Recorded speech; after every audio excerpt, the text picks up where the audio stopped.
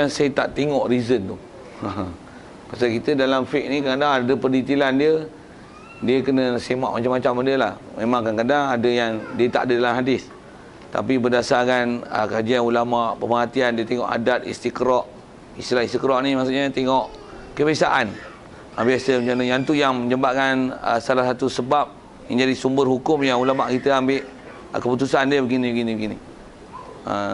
Jadi kalau berdasarkan kaedah tu, pasal yang ni adalah yang telah disemak oleh ulama berdasarkan nas yang ada, dengan pemerhatian dan kajian research yang mereka dah buat dulu. Pula tu mereka lebih cermat dari sisi sudut nak melihat mana yang lebih menepati dengan kaedah syarak. Ini keputusan yang dah hasil. Jadi nak tanya reason tu, sorry lah, tak boleh nak bagi reason betul tu, detail tu, sorry, tak boleh bagi. Tapi umumnya macam tu lah kot, bagi jawapan. Ada lain?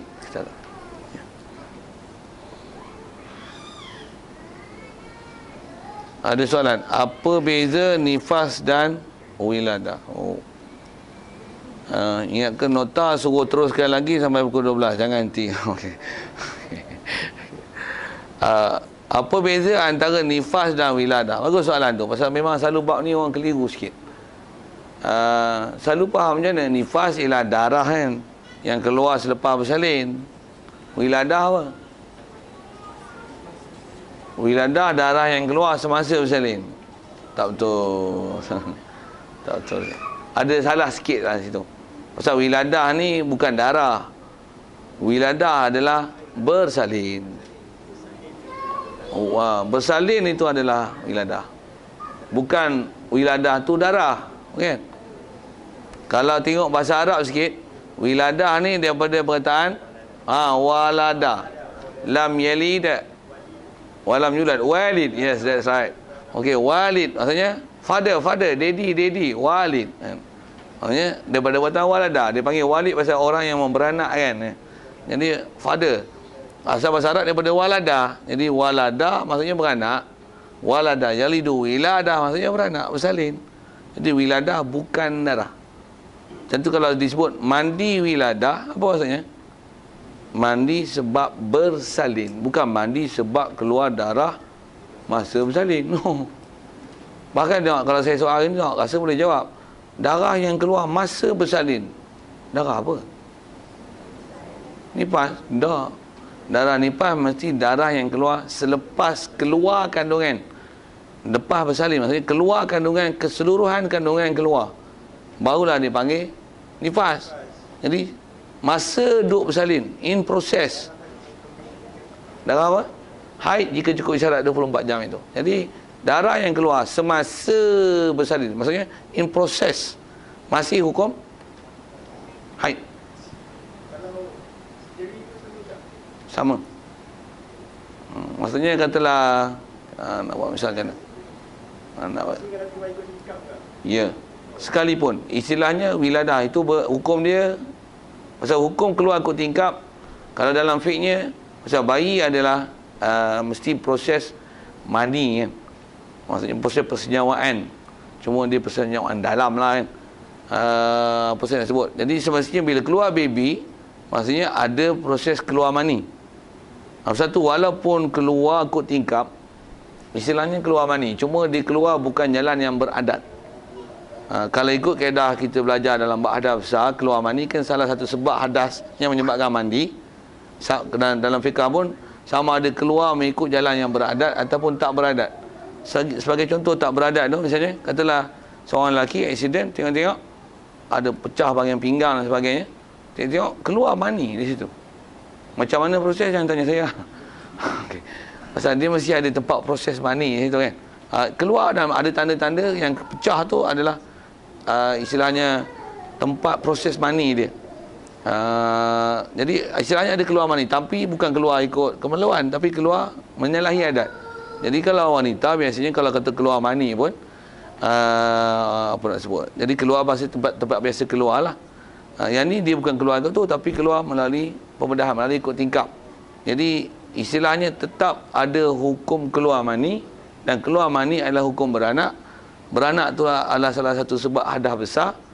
Jadi di sepas mandi dia kena mandi hadas. even tak keluar darah nifas. Dan asal nak sebutnya, wiladah adalah bersalin. Wiladah bukan darah. Itu kot.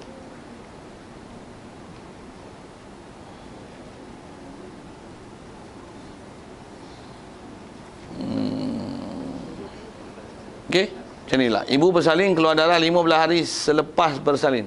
Lepas bersalin 15 hari baru keluar darah. Apa darah apa tu? Kenapa pula? Pasal sepadan 15 tu. Okey. Ibu bersalin keluar darah hitam 40 hari, merah 15 hari. Mana nifas? 55. Semua nifas. Kenapa? Tak lebih 60. Ibu bersalin keluar hitam 20 hari, merah 20 hari, kuning 20 hari. Soalan budak-budak juga. Okey. Pasal tak lebih 60. Keluar 40 hari, suci 15, merah 10.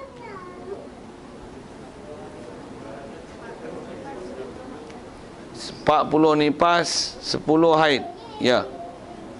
Pasal apa boleh haid pula yang 10 tu?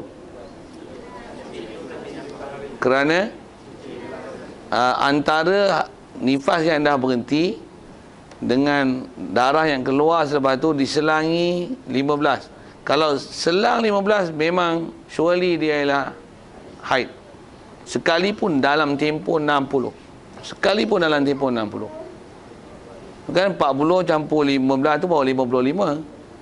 Jadi hari merah 10 tu hari pertama, the first day adalah hari keempat, 56. Masih dalam tempoh 60. Tapi oleh kerana dah selang antara nifas yang berhenti dengan nak datang semula itu ada serang 15, sekalipun dalam tempoh 60, dia adalah dihukum haid selepas nifas kerana ada perselangan 15. Okey. Ibu bersalin hitam 40, suci 10, merah 10. Mana nifas? 60.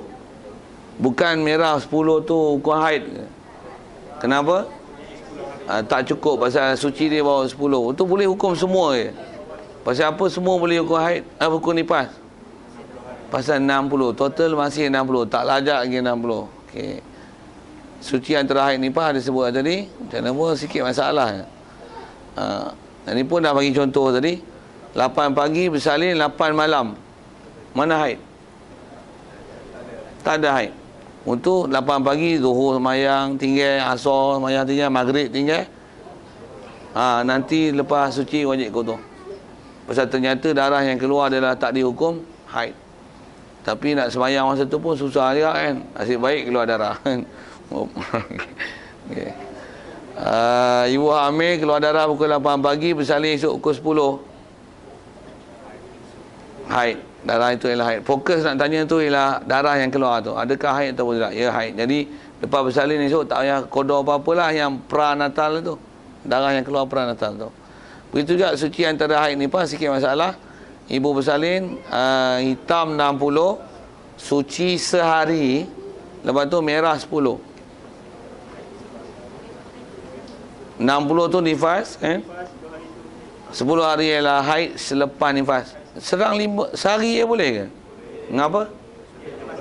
Jika lepas 60 tak disyarat mesti 15. Pasal antara nifas yang dah sampai maksimum, untuk jadikan haid selepas nifas tak syarat mesti selang 15. Walaupun sebentar, cuma sehari sebagai contoh, walaupun sebentar, tapi mesti ada at least ada gap situ.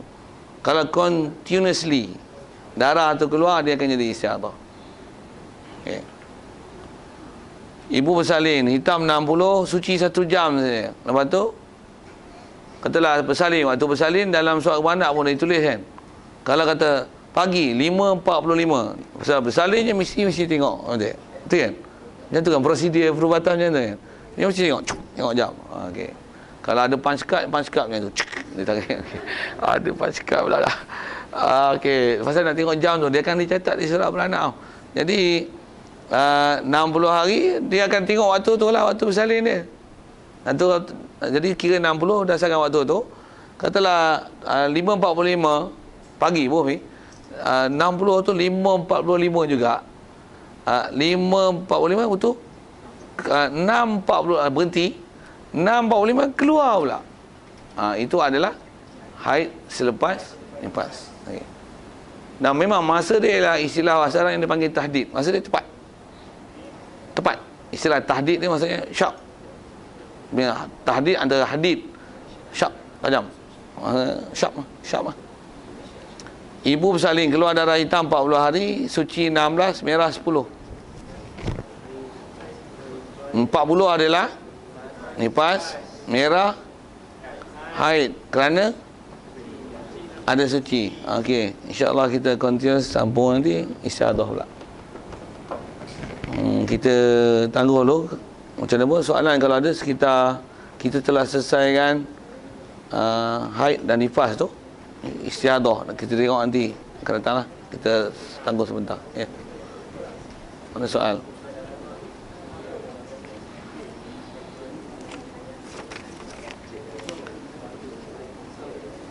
Soalan 1. Cara pengiraan tempoh haid dan tempoh suci bagi wanita yang mutahayyirah dan mutahayyirah macam tu dan ghairi mutahayyirah macam tu. Yang ni coming soon insya-Allah. Isyaadah ni. Ya.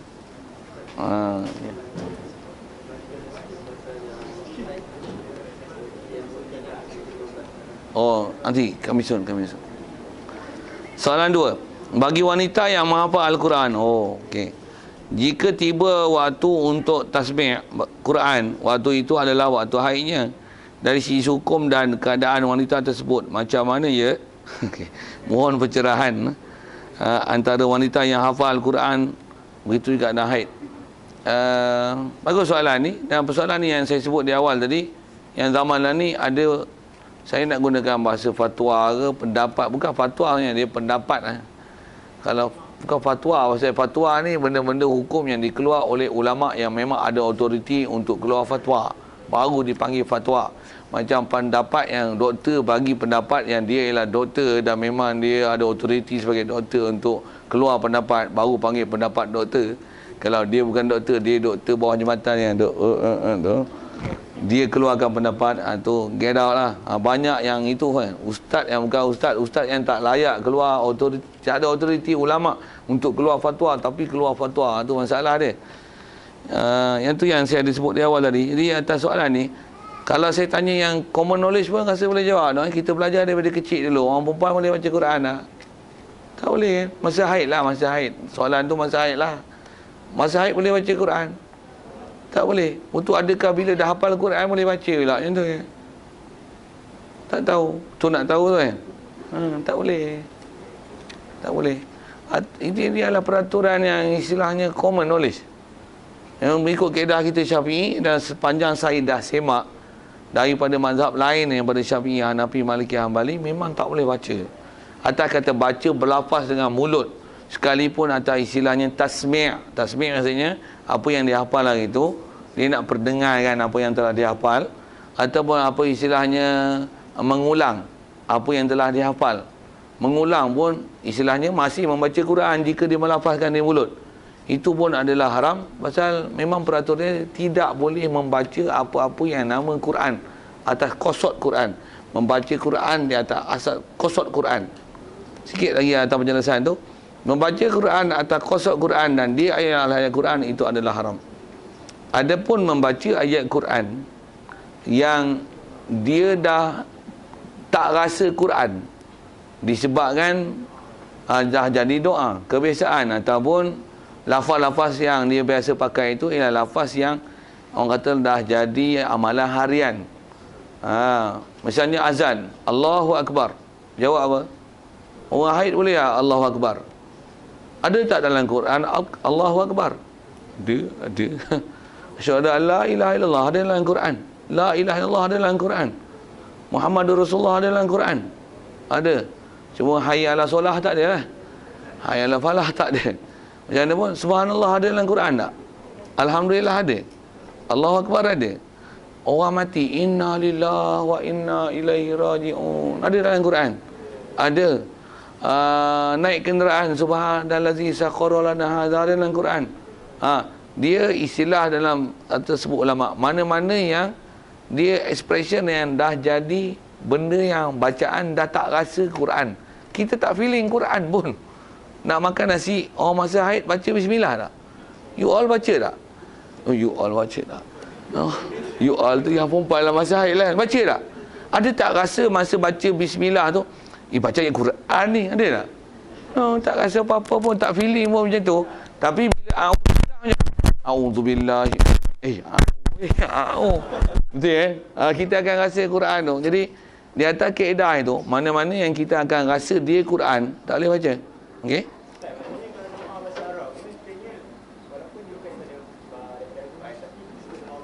Okey.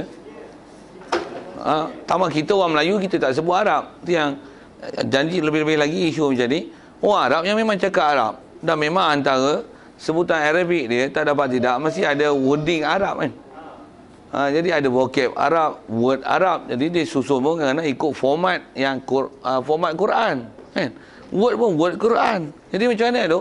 Itu yang kalau atas kata kebetulan sama dengan lafaz Quran, yang dia memang orang Arab pula, cakap harian dalam masa haid pula, macam mana?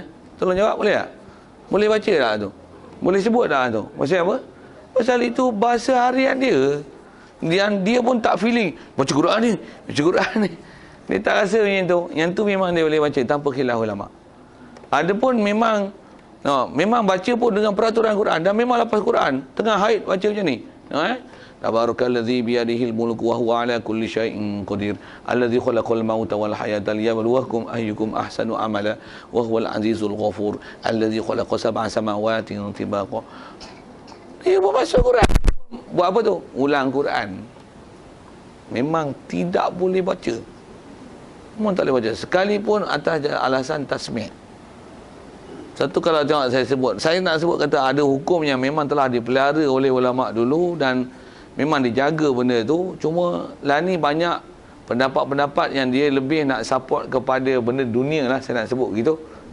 Kalau dulu katalah ada wakil Qari'ah Malaysia, antarabangsa punya, bukan daerah punya, antarabangsa, dan memang ada potensi untuk jadi johan Qari'ah antarabangsa. Bila hari nak kena bacaan Quran diperdengarkan tu, dia tengok main haid macam mana? Tak masuk. Dia kena ambil the second choice. Tak ada plan A, masuk plan B. The second choice, orang nombor 2. Tu pun haid je. Tak ada orang nak baca. Belah, siapa orang tak baca? Tak ada wakil. Betul? Faham tak saya sebut apa? Kenapa tak boleh? Memang tak boleh. Sekarang, tu ada pendapat-pendapat moden macam tu lah. Pendapat tu kalau tanya dengan saya dari sepanjang saya hidup mengaji dan sepanjang saya dah meneliti kitab-kitab yang dikarang oleh ulama, memang tidak ada ulama-ulama yang mutaakhirin dulu, yang mutaqaddimin, mutaakhirin, istilahnya ulama mutabar, yang berfatwa mengatakan boleh baca. Tak ada. Dalam keadaan macam ni, yang zaman dulu pasal menghafal Quran di sepanjang orang Melayu ni, memang kita zaman lah ni lah baru dengar orang perempuan hafal Quran. Dulu orang jantan hafal Quran pun tak apa nak tengok. Macam mana pun nak tengok, nak kata gini, zaman dulu ada tak orang perempuan hafal Quran? Ada. Cuma tak masyhur, tak diwar-warkan, tak di highlight kan nama-nama mereka dan siapa mereka kan. Madrasah tahfiz Quran perempuan pun susah nak dengar lah ni yang muncul macam cendawan tumbuh daripada hujan. Macam mana pun, adakah dengan sebab tu maka boleh? Tak, memang tak boleh dulu lagi. Dan memang benda tu ketetapan ulama dah bahas lama dah. Macam tu atas kata boleh, atas tasmik sekalipun. Jadi kaedah dia kena cari jalan teknikal macam mana supaya boleh tasmik bukan waktu haid. Itu kalau masalah teknikal nak selesai. Macam mana pun atas hukum saya dah jawab dah, memang tak boleh baca.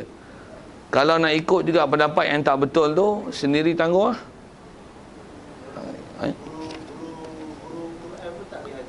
Guru Quran pun atas dia nak lafaz tu sebut. Kalau katalah dia nak ajar sekadar dengar tak apa, pasal dia yang tak boleh ialah baca. Baca maksudnya dia berlafaz dengan mulut, keluarkan suara daripada mulut dia. Maksudnya berbeli keluar ke mulut dia kan. Tu keluar. Jadi yang tu yang tak boleh baca. Yang tu yang haram. Ada pun tegur panjang tu. Ulang balik. Tegur sekat tu je. Ulang ni. Lagi. Tu salah. Tengok baris elok. Tak payahlah khabar. Awak haid tak boleh baca, tak payah khabar lah kan. Teknikal orang dulu pun kita tak tahu mak kita haid bila kan. Tapi kalau dia ajar Quran, dia boleh ajar. Dia tak ada hari haid cuti tak ajar Quran. Dia masih ajar tapi dia tak sebut. Dia tak sebut. Orang dulu sangat pelihara hukum tu. Jadi memang tak boleh baca. Jadi yang tak boleh itu ialah baca lah. Sikit kalau saya bagi pencerahan tentang kata, kalau tu orang hafal Quran takut lupa macam mana? Takut lupa juga kalau nak ulang, pasang je MP3, buat MP3 senang. Pasang dengar. Satu. Ataupun lalukan di hati. Tak ada khilaf ulama kata boleh. Atau kumat kamit, tu bahasa kampung orang yang sikit. Kumat kamit mulut tanpa mengeluarkan suara. Without ada any sound, ada suara tak ada apa-apa suara keluar. Keluar macam mana? Kalau buat misal lah, baca apa? Baca Fatihah.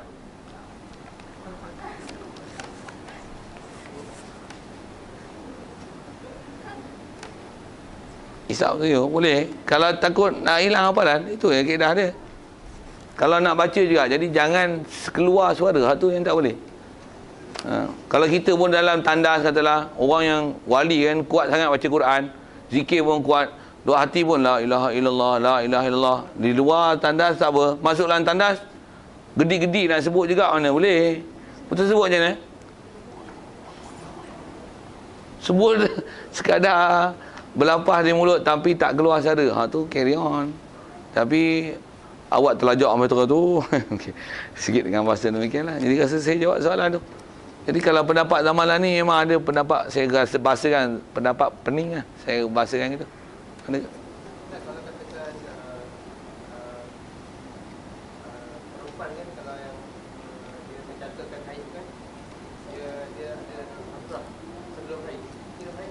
Dia ada apa?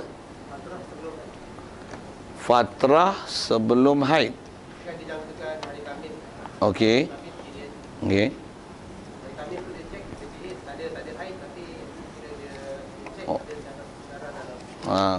Ya, kan kaedah dia darah yang untuk nama haid ni tak syarat mesti dengan istilahnya keluar ke pakaian dalam. Maksudnya kalau istilah fatrah tu betul, that's right. Jadi maksudnya ada dicelup something, ada darah. Maksudnya dah mula darah haid lah tu. Maksudnya dah mula hukum datang darah. Itu tak syarat mesti untuk nama darah datang mesti dengan dia meleleh keluar ke pakaian dalam. Ya. Jadi betul lah tu. Fatrah pada sebelum, pada awal-awal haid adalah dikira haid. Ya. That's right. Sekiranya pada kebiasaannya haid selama 6 hari dan memang kebiasaannya berselang sehari dalam tempoh tersebut, adakah perlu solat dalam tempoh selang tersebut kerana tiada manik dalam tempoh sehari itu? Faham soalan? Selalunya 6 hari dan selama 6 hari dan memang kebiasaannya berselang sehari dalam tempoh tersebut. Maksudnya serang sehari ada, sehari tak ada, sehari ada, sehari tak ada. Betul, macam tu yang soalan. Adakah perlu solat dalam tempoh selang-selang tersebut kerana tiada manik dalam tempoh sehari itu? Jawab? Ya. Ya. Bila akan jadi tidak? Kiranya sebelum daripada kes walaupun dah biasa macam ni, sebelum ni ada istihadah, maksudnya ada tempoh darah yang dah keluar melebihi tahap maksimum, baru pada bulan seterusnya dia akan kena buat, dia kena tinggal daripada tempoh adat dia. Yang ni pun ada detail akan jumpa bab istiadah dia lah. Tapi macam mana buat atas soalan asal tu, pasal jika tiada apa-apa kes yang istiadah bagi seorang wanita, memang 6 hari, walaupun 6 hari tu memang actually memang macam tu lah, ada tak ada sehari-sehari. Jadi adakah bila ada dan tak ada tu, bila tak ada tu kena sembahyang? Ya, itu proses asal. Itu prosedur asal. Yes, untuk mandi ya. Untuk mandi ya. Adakah logik wanita yang beranak tiada nifas? Boleh tolong jawab? Atas logik akal harus berlaku. Pasal ada wanita yang memang tak pernah haid sama sekali, even dia beranak banyak kali. Ada. Ya, sejarah yang ada antaranya ialah Sayyidatina Fatimah dan Sayyidatina Maryam. Itu antara riwayat yang pernah dengar cerita, datang memang ada wanita yang masa beranak tak ada nifas. Bahkan saya pernah jumpa sendiri wanita bukan masalah beranak tak ada nifas, bahkan tak pernah main haid semua hidup. Sepanjang nak jumpa dua. Tak pernah main haid. Tapi selalunya dia tak main haid ni biasanya ada gangguan dari segi masalah kebolehan nak hamil, nak dapat anak. Memang tak dapat lah. Sampai sekarang memang tak dapat. Memang tak dapat. Dia dah bersuami tapi tak ada anak. Tak ada anak. Jadi di atas kata ada ke logik. Logik cuma, logik ni takrifan. Siapa lah nak guna logik? Kalau atas kata adat, kebiasaannya biasanya bersalin ada haid, ada nifas lah. Ada nifas, bersalin ada nifas. Tapi dari segi keberangkalian, memang ada ke? Dia terbukti ada. Jadi maksudnya memang boleh berlaku demikian. Jadi di atas kata logik dan keberangkalian berlaku dan memang dah ada, maksudnya harus berlaku demikian. Dia bukan benda mustahil lah. Bukan impossible. Is it possible? Okay. Possibly can happen like that. Okay. Contohnya melalui pembedahan, selepas 15 hari baru darah keluar. Adakah nifas atau haid? Pun dah selesai jawapan nak. Kan? Selepas daripada scissors atau bahasa itu mudah. Keluar ikut tingkap. 15 hari lepas tu baru keluar darah. Ya. Cuma dia bukan nifas, dia dihukum haid. Okey, rasa kita tangguh dulu. Kalau ada yang terdekat seumpama itu, kalau yang isu lain, tangguhlah. InsyaAllah. Wallahu a'lam. Bismillahirrahmanirrahim. Allahumma nawwir qulubana min nuri hidayatika kama nawwartal ardha min nuri syamsika wa lan abada bi rahmatika ya arhamar rahimin warzuqna fahman nabiyyin wa hifdzal mursalin wa ilhamal malaikatil muqarrabin wa sallim tasliman ala jamil anbiya'i wal mursalin walhamdulillahi rabbil alamin.